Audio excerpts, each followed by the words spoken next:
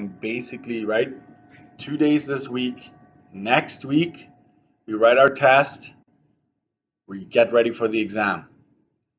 And I don't know if I've said it, but yours is going to be 99% sure on Monday, January 31st. So if you want to write that down on your study sheet, write it down on your study sheet or somewhere so you can't say that I didn't tell you, right? January 31st is right here.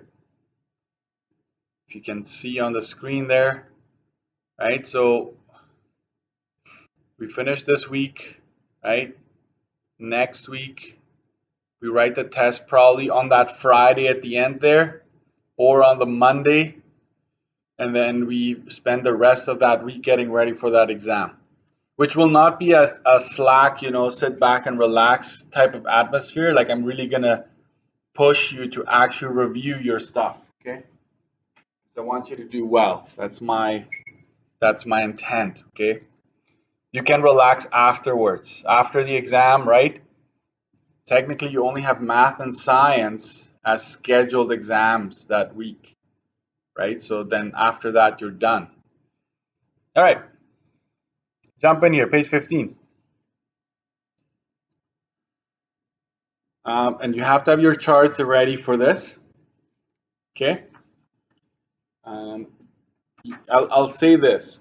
If you are determined, you want to learn, you want to know how to do insurance, there are a lot of resources that I'm going to give you to really practice and just practice and understand and know exactly what needs to be done every time, okay? You should be able to at some point understand and know how to do these, okay? All right, so what's the annual cost to insure an apartment? So remember, there are two tables: tenant, which is renting, and house, like ownership. And tenant only insures the belongings or contents. House insurance is contents and the building itself, okay? And house insurance, the table is scarier because you have many areas. You have to narrow it down to one area, okay? All right, what is the annual cost to insure an apartment for $120,000 under comprehensive form with a $500 deductible before tax? So I will maybe give it a slightly different approach today. So apartment is important. Which table, right? Coverage. What type of coverage? Is it going to be $500 or $200 deductible? Those are the only options in this course. It's a $500 deductible and it's before tax. So if you see $500 deductible, we're going to do this for ourselves. We're going to say, the times 1.10, that's crossed out because, right, you only want the $500 deductible pricing, right? So you're not going to multiply here by 1.10 for sure. And it says before tax. I feel like I'm lagging there. I don't know. I'm seeing on my side it's pretty bad. So I hope you can still follow. If you know how the formula calls for times 1.07, we're not going to do that in this case. So this question, let me just show you the formula, right?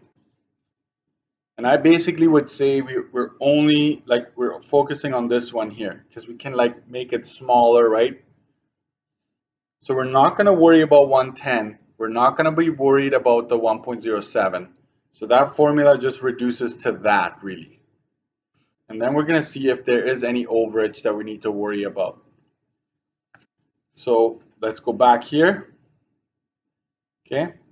So insurance in this case is going to be 120,000 we're covering. That's going to be over. I know that already.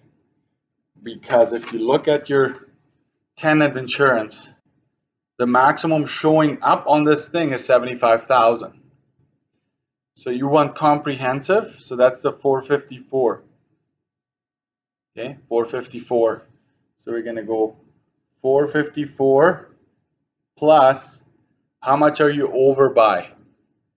we're going to figure that out. So we're going to go 120 minus the 75,000 maximum coverage that shows up on your the table, right? And let's quickly here figure that out. That's 45,000. You need to purchase additional insurance for 45,000, right, to get to that 120 mark. Okay, so we're going to go 45,000 and we multiply that by a rate divided by 1,000. Okay, so we go here. Since we want comprehensive, we wrote down the 454, which covers us up to 75,000. We want additional coverage. We pay $550 per $1,000 that we're over. Okay, you pay $550 for every $1,000 past the 75,000 max, right? So this basically covers $75,000, and then this chunk here will cover the extra 45,000 that you're asking for to be covered for. Okay, and that's it, really. It just comes down to that, because we already determined that we're not going to do the times 1.10 and 1.07. Okay, so let's clean that up. Insurance, I will write down the 454 and figure out this part. So 45,000 times 550 divided by 1,000, that is 247.50, right? And I'm going to add those up. So you get 701.50. That's before taxes, and that's a $500 deductible. If you want it, it's easy now to say, hey, what about a $200 deductible? Well, just multiply that by 1.10. Okay. What about after tax? Well, multiply that answer by 1.07. Okay. So once you get, this is like your core, your $500 deductible. You could make it into a $200 deductible just by multiplying. You can add taxes just by multiplying, right? So this is probably the most important piece here. Everything after is pretty straightforward. Okay, just gonna do a quick check. How is the image on your end? Are you able to follow, or am I freezing up quite a bit? Yeah, okay. Can some of you just put in the chat like quality out of 5? Say if it's 5, give me a 5 or a 4 or a 3 on the chat. Just type in the number on your end. Kind of lagging. Okay, we got 5, we got 4s, 4, 6. Oh my goodness, Jordan. We gotta go to Jordan's place to connect to that Wi-Fi, guys. 4 for cash. Okay, so we're between 4 and 5, and some of you are lagging. Okay, well, I hope it works out. I mean, if it's really bad, you can always later on watch the YouTube, or like watch it at a higher speed, right? Like watch it at 1.5 times the speed, and then you can probably get to it pretty quick.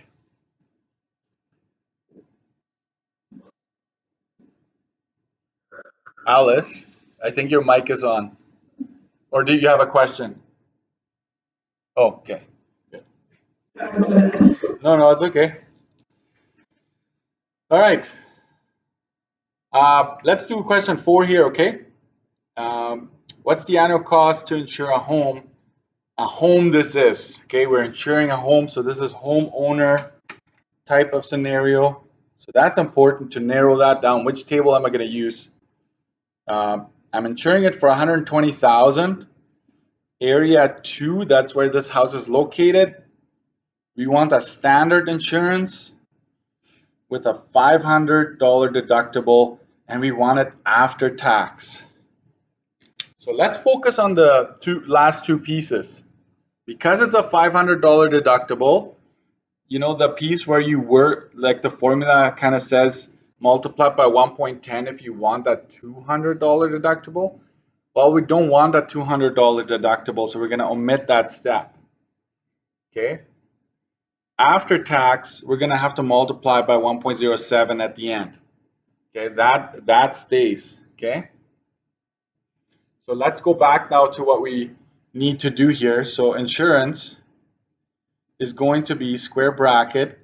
Let's go get our home insurance table, and we're in area 2. Okay.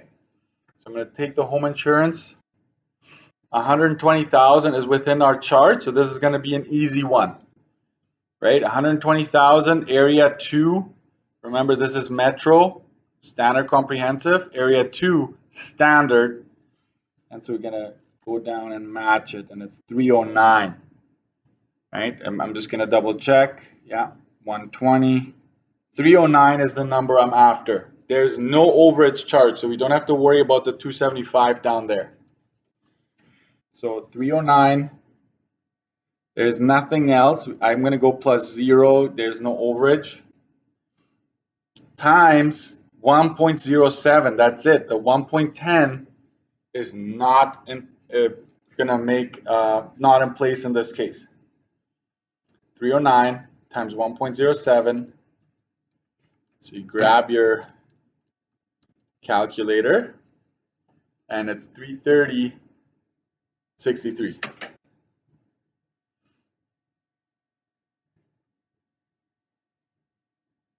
That's after tax. So very careful there. Highlighter is, I don't know, I would strongly recommend you having a highlighter just to look for those pieces, right? So let me tell you this. If you had a checkbox, right, of what you need to look out for, they have to tell you how much you need to be covered for. They have to tell you whether it's standard or comprehensive. They have to tell you in the home insurance, they have to tell you the area, whether it's $500 or $200 deductible, and whether it's before and after tax. So there's all these things that they need to tell you that to narrow it down, okay? All right, 6. What is the cost to insure a home? So there's that home, right? Home insurance. You want $175,000 worth of coverage. You live in Metro Winnipeg. There's that standard insurance again. $200 deductible, watch that, before tax. Before tax. So let's focus on this one here. The times 1.10 is definitely going to happen because it's $200 deductible. But before tax, so the times 1.07 on the formula is going to be omitted. Okay, so you can right away figure that out, right? Without having any table whatsoever, you can just figure that out. So basically, because it's a $200 deductible that we want, we need to increase our premium by 10%. That's what this is doing. Okay? So home Metro Winnipeg standard, 175. So I'm going to go all the way to 175. It's still within my chart. Standard, that's 607. Okay, 607 is the number I'm after. So insurance is going to be 607 plus 0.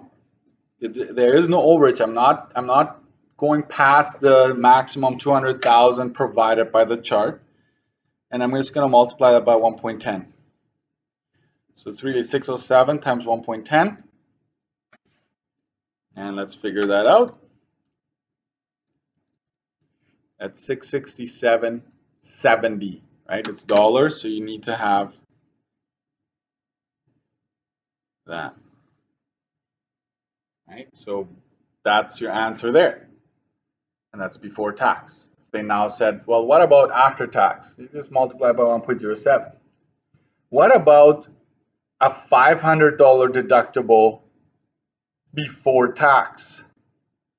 Well, that would just really be the 607. Remember, what's in the square brackets is by default $500 deductible. If you wanted to turn it into a $200 deductible, you add that step where you multiply the square bracket by 1.10 to add 10% to that. Okay? That's how that works. Question 7. What's the cost to insure a home in Metro Winnipeg? So basically, home in Metro Winnipeg, this is the coverage we want, $250,000, which you should know is going to be over because the maximum on the chart is $200,000. We want comprehensive, we want a $200 deductible, and we want it after tax. So let's focus on the last two. We're going to have to multiply by 1.10. We're going to have to multiply by 1.07. Those two steps will be there in this case. So this is like all pieces are going to be part of this. There's going to be overage. There's going to be times 1.10 and times 1.07 in this case. So let's start this. Insurance. It's a home, right? So Metro for 250. Comprehensive, that is. So you get your table. You're like, okay, which one? We're in Metro, okay. Is it standard or comprehensive? It's comprehensive. Then you go all the way down because you're going past the 200,000, right? So you need to write down how much it would be to get to the 200,000 in the first place. You would have to pay 771, right? And then you pay $350 for every $1,000 past the 200,000. So let's remember these two. I'm going to write down 771 plus. You know what? I should change the way I do this. I should just say, why don't we go 350 over 1,000, and then just put the dollar amount next to it like that, because right, it really doesn't matter, and then it's easier to just first put that little rate in there and then figure out how much you're over by. And I'm gonna go over here and just subtract this by 200,000, so I'm $50,000 over max coverage, right? You're 50,000 over the maximum coverage as per table. Okay, so we need to buy extra insurance. It's almost like the table gets you up to 200,000. If you want more, well, you got to pay extra. Okay, so we put the $50,000 here, close that bracket. We're going to multiply that by 1.10 because of this. We're going to multiply that by 1.07 because of them wanting to know the price after tax. Then let's clean it up. 771 plus, I'm going to figure out this part. And watch this, folks. It's still done the same way. 350 times 50,000, right? Divided by 1,000. It's 175. Okay, so it's 175. And we still go times 1.10 times 1.07. Okay, and then we can do this right next to it. I'll find out the 771 plus 175 is 946. I'll write that down. 946 times 1.10 times 1.07. Okay, so now I go 1.10. Now it's a $200 deductible rate times 1.07. Now we are after taxes. So 1,113.44 cents, right? There is your answer for that one. I hope you're doing okay with this. I hope you're following along and you're trying your hardest to follow and practice, right? If I assign. Okay. Last one. Okay. So Joe has a home in area 2. So we're going to focus in on, okay, it's home insurance. Area 2. He has $155,000 worth of coverage, which is standard, and a $200 deductible. How much does he pay for insurance each year after tax? Let's highlight the after tax. Okay. So the $200 deductible tells me that I'm going to have to multiply by 1.10 at one point, and the after tax means I'm going to have to multiply by 1.07. Okay. So let's figure out our cost. Insurance is, we are area 2 standard coverage, right? 155,000. So here's area 2 standard, and then you go all the way down to 155 and you match them. And there's the 398. That's the table rate I need to grab. 398. There is no overage, so I'm just going to leave it like that for now. Times 1.10 times 1.07. And we can do this in one shot, by the way, folks. When you multiply numbers, consecutively, you can do that all in one shot. Okay, 398 times 1.10 times 1.07. That's how much you would be paying here. 468.45. Boom. No overage, so those are significantly easier to do. And remember, to get how much you're over by for tenant insurance, you're going to have to subtract by 75,000. For home insurance, you have to subtract that amount, the total amount, by 200,000, and then you can tell how much you're over by. Okay. And here's a little. If he makes a claim for $6,000 and is approved, right? You make a claim, you had damages that are worth $6,000. You brought in a construction company or a renovation company, and they said, "Hey, to fix this is $6,000." You have the choice, by the way. Just like with cars, if you have an accident, you can take it to a body shop, right? And so you can have a couple of contractors in, and let's say it's $6,000 to replace or fix what is broken due to the damage. So how much will he get from the insurance company? How much would you actually get from the insurance company? Well, this is how it goes. You take the $6,000 that you're saying the repairs will cost you. The insurance company will say, well, what's your deductible? In this case, what's the deductible? You go back up and you have a $200 deductible, which means you are responsible for $200 of the full cost. Like, you make a claim, this is your deductible. If you had a $500 deductible, they would take $500 off whatever you're claiming. So you would really just be getting a check, right? $5,800 would be paid to Joe after the deductible.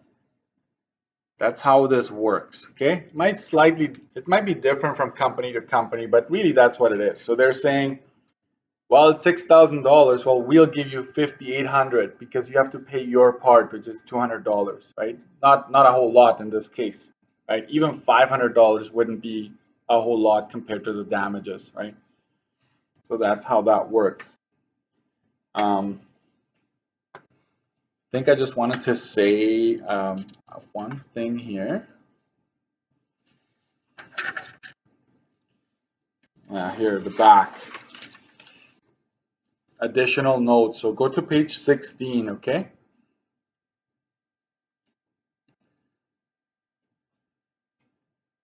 Additional notes. Why would tenants insurance be cheaper than homeowners insurance. And the reasoning here is tenant insurance only covers belongings, right?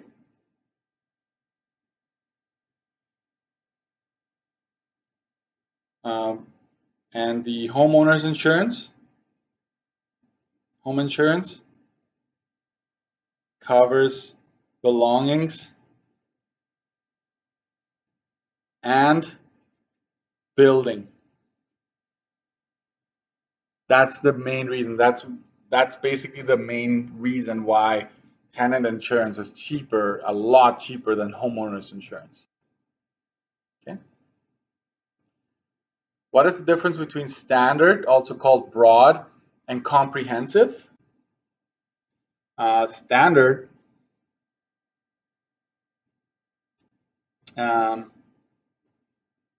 covers building and most belongings.